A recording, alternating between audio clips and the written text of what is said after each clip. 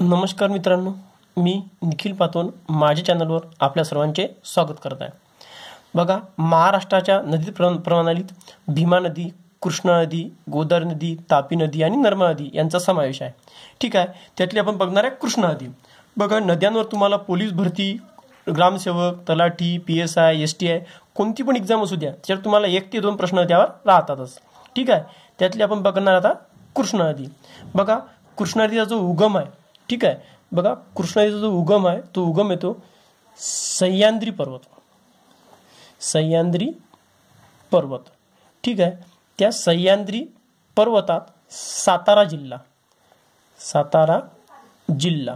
ठीक आहे, या सातारा जिल्ह्यात येते महाबळेश्वर। ठीक आहे, या ठिकाणी हिचा उगम आहे। ठीक आहे, कृष्णाचा उगम आहे तो कुठे आहे? सह्याद्री पर्वतात सातारा जिल्ह्यात महाबळेश्वर येथून। ठीक आहे, बघा कृष्णा ही नदी जी आहे ही सातारा जिल्ह्यातून उगम पावते। साताऱ्यातून जाते ही सांगली आणि सांगलीतून जाते ही कर्नाटक। ठीक आहे, सांगलीतून जाते कर्नाटक। बघा, कृष्णाचा उगम कुठे आहे? सह्याद्री पर्वतात सातारा जिल्ह्यात महाबळेश्वर येथून। ठीक आहे, हा उगम तुम्हाला भरपूर वेळा विचारतात की कुठे आहे, तर सह्याद्री पर्वतात, जिल्हा म्हटलं तर सातारा आणि तुम्हाला ठिकाण विचारलं तर महाबळेश्वर। ठीक आहे, इथून कृष्णेचा उगम आहे। ठीक आहे, आता आपण बघू हिच्या नद्या। ठीक आहे, आता हिच्या उपनद्या बघू। हिची बघा, सर्वात पहिली जी नदी आहे, सर्वात पहिली तिची उपनदी ती येते वेण्णा। कोणती येते? तर बघा वेण्णा, पहिली नदी जी येते तिची वेण्णा। ठीक आहे, वेण्णा नदी आणि कृष्णा नदी यांचा जो संगम आहे तो संगम आहे माहुली येथे। ठीक आहे, माहुली येथे यांचा संगम आहे। ठीक आहे, जी दुसरी नदी आहे कृष्णेची, ठीक आहे, ती आहे कोयना। ती आहे कोयना। कोणती येते? तो कोयना। बघा, कोयना नदी आणि कृष्णा नदी यांचा जो संगम आहे तो आहे कराड। तो येते कराड। यालाच म्हणतात प्रीती संगम। याला म्हणतात प्रीती संगम। कोयनावरच कोयना धरण बांधलेला आहे। ठीक आहे, बघा कृष्णेला वेण्णा नदी भेटते कुठं? तर माऊली। कोयना नदी भेटते कुठं? कराड। बघा, कोयना, वेण्णा आणि कृष्णा ह्या तिघांचा उगम कुठं आहे? तर महाबळेश्वर मधूनच आहे।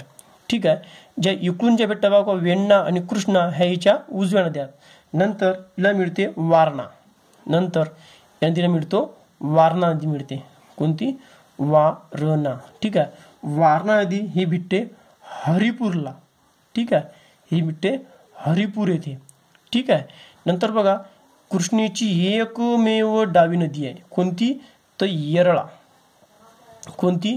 तर येरळा। येरळा ही नदी कृष्णेला डावीकडून मिळते। एकमेव नदी आहे कृष्णेची। हा प्रश्न तुम्हाला भरपूर वेळ विचारला। कुठे मिळते? तर ही मिळते भिलवाडीला। भिलवाडी या ठिकाणी येरळा नदी कृष्णेला मिळते। ठीक आहे, हा प्रश्न तुम्हाला भरपूर वेळ विचारला। कृष्णेची डावी नदी कोणती? तर कृष्णेची एकमेव डावी नदी आहे ती आहे येरळा। आणि बाकी वेण्णा, कोयना आणि वारणा ह्या कोणत्या तिच्या उजव्या नद्या आहेत। ठीक आहे, नंतर इथं येते पंचगंगा। नंतर कोणती येते इथं? पंचगंगा। ठीक आहे, पंचगंगा नदी। ठीक आहे, ही पंचगंगा नदी जी मिळते कृष्णला ती मिळते नृसिंहवाडी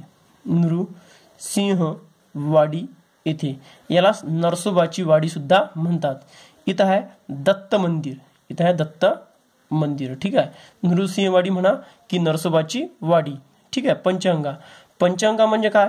तिथं 5 नद्यांचा एकत्रित प्रवाहाला पंचगंगा म्हणतात। 5 नद्या कोणत्या? त्यातली एक म्हणजे कोणती? बघा, कुंभी, नंतर कासारी, नंतर येते भोगवती आणि नंतर येते तुळशी आणि जी 5वी नदी आहे ती येते सरस्वती। ठीक आहे, बघा 5 नद्याच्या एकत्रित संगमाला काय म्हणतात? पंचगंगा। कोणती? तर बघा कुंभी, कासारी, भोगवती, तुळशी आणि सरस्वती यांचा एकत्रित संगम म्हणजे पंचगंगा। ठीक आहे, पंचगंगा ही या कृष्णा नदीच्या खोऱ्यातील सर्वात प्रदूषित नदी आहे। हा प्रश्न तुम्हाला मागच्या वर्षी STI ला विचारला गेला की कृष्णेची सर्वात प्रदूषित नदी कोणती? पंचगंगा। तुम्हाला मागच्या वर्षी PSI STIच्याच एक्झामला विचारला की कृष्णेची डावी नदी कोणती? तर येरळा आहे। ठीक आहे, नंतर बघा 2 नद्या आहेत इथं 2 नद्या आहेत। कोणत्या? तर वेदगंगा आणि दुसरी आहे दूधगंगा।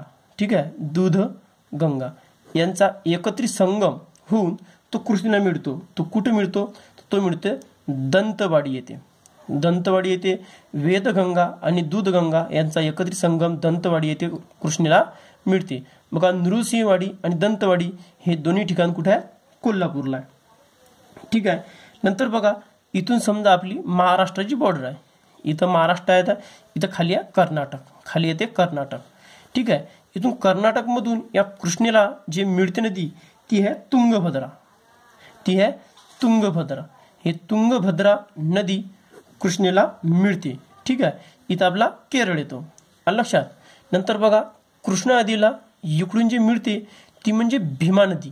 बघा भीमा नदी, भीमा ही जी नदी आहे ही नदी सुद्धा कृष्णेची उपनदीच आहे. ठीक आहे.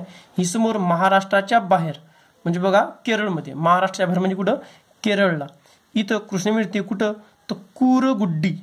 कुठं? कूरगुड्डी या ठिकाणी भीमा नदी ही कृष्णेला मिळते. आणि भीमा नदी समोर केरळमध्ये जाते आणि केरळमधून ही बघा केरळ म्हणतो तुम्हाला कर्नाटक. बघा कर्नाटक, कर्नाटक, कर्नाटक झाले की जाते तेलंगणा, तेलंगणा झाला की जाते आंध्र प्रदेश, आंध्र प्रदेश आणि आंध्र प्रदेश जाते बंगालच्या उपसागराला मिळते. ठीक आहे. नंतर ही नदी बंगालच्या उपसागराला मिळते. बंगालच्या उपसागराला, बंगालच्या उपसागराला जाऊन मिळते. ठीक आहे. बघा कृष्णा नदी बघा उगम कुठे आहे? सह्याद्री पर्वत सातारा जिल्ह्यामध्ये. ठीक आहे. हिला वेण्णा, कोयना, वारणा, पंचगंगा, दूधगंगा, वेदगंगा, तुंगभद्रा हे ज्या उजव्या नद्या. हिची डावी एकमेव नदी महाराष्ट्र म्हणजे कोणती? येरळा. भीमा ही सुद्धा तिची डावीच नदी आहे, कुरगुड्डी येथे जाऊन मिळते. समोर कृष्णा नदी कर्नाटकमधून, तेलंगणामधून, आंध्र प्रदेशात जाऊन बंगालच्या उपसागराला मिळते. ही जी नदी आहे ही नदी आहे बघा, ही नदी जी कृष्णा आहे ही आहे पूर्ववाहिनी. ही नदी जी आहे ही आहे पूर्ववाहिनी नदी आहे. ठीक आहे. नंतर बघा कृष्णा नदीचं खोरं. ठीक आहे. बघा कृष्णा नदीचं खोरं आणि याच्यावर जी भीमा नदी आहे, याच्यावर भीमा नदी आहे. कृष्णा नदीचं खोरं आणि भीमा नदीचं खोरं हे जे हे वेगळं केलं, हे केलं शंभू महादेव डोंगर रांगाने. बघा शंभू महादेव डोंगर रांगेने, डोंगर रांगेने भीमा नदीचे खोरे आणि कृष्णा नदीचे खोरे वेगळे केले आहे. ठीक आहे. बघा ही नदी पूर्ववाहिनी आहे. आलं लक्षात. आता बघा ही कृष्णा नदी अशा प्रकारे आपण सविस्तर बघितलेली आहे. ठीक आहे. नंतरच्या व्हिडिओमध्ये तुम्हाला गोदावरी नदी सांगेन.